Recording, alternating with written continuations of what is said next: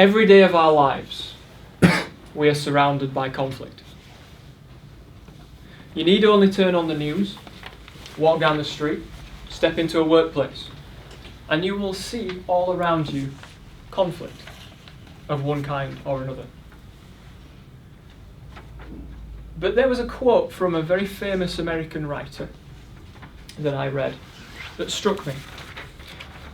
And it said, "The fiercest and most prolonged battles of life will be fought within the silent chambers of the heart." With those words ringing, I wish to speak tonight of inner conflict and how we combat it. I wish to speak of decisions. We make decisions every day of our lives. Some of them significant, some of them not. But over time, seemingly small decisions can lead to big consequences. Whether or not I get up in the morning and choose to wear a blue tie or a green tie, perhaps in the grand scheme of things, doesn't really matter. But whether I choose to be dishonest with another person could, over time, have very significant consequences. And it's of these decisions that I wish to speak, by providing you with a decision map. I wish to speak of 3 types of decisions that begin with the letters M, A, and P, to provide you with something of a map that perhaps in future, when making different types of decisions, you might have something to consider. The first type of decision is a decision of morality. In different cultures, we are raised with different morals. We believe some things to be right and some things to be wrong. Different cultures have different moralities. What is acceptable in one culture may not necessarily be acceptable in another. A home might have its own culture, depending on how we were raised by loved ones, parents, and so we will have our own sense of morality about what is right and what is wrong. When we come to make a decision, it is about that individual morality that we need to be concerned.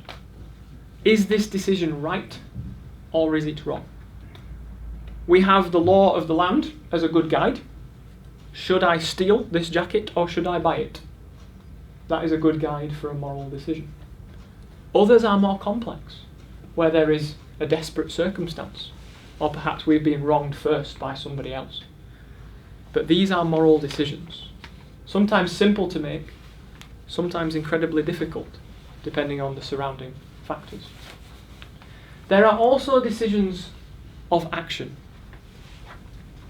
This is where you ask yourself, do I do something or do I do nothing? For example, you're sitting at home on a Thursday night.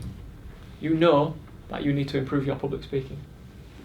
And you think to yourself, should I go to that meeting they've told me about or should I not? You have made the right decision. You have made a decision of action. You have chosen to be here. And you are making progress towards whatever your ultimate destination is. This is a question of motivation. Is your courage stronger than your fear? Is your desire to succeed stronger than your inner resistance? My wife, for a long time, struggled with self-esteem, struggled with her fitness, struggled with the way she thought she looked, even though her husband desperately tried to tell her otherwise. But she made a decision of action following the birth of our second child, a daughter, a year ago. She decided that she was going to go to the gym 3 times a week, without fail. I admire her courage and her consistency, because over the last year, she's lost 3 stone. And she looks incredible. Not that she didn't before, but she has made a decision of action, and she has stuck to it, like glue. How much do you want that progress? If you're willing to pay the price, that progress is there, and it can be had. The third type of decision is a decision of priority. These, I would argue, are the hardest decisions to make. You might have heard about the lesser of 2 evils. I'm talking about the better of 2 goods. How do we decide what is good, what is better, and what is best? How do we prioritise? Sometimes two things seem equally valuable and equally important. It's a seemingly inexorable circumstance. How do we overcome that? And how do we decide what it is that we're going to do? We're faced with these three types of decision. And my suggestion to you this evening is that you condense these three types of decision into one fundamental question.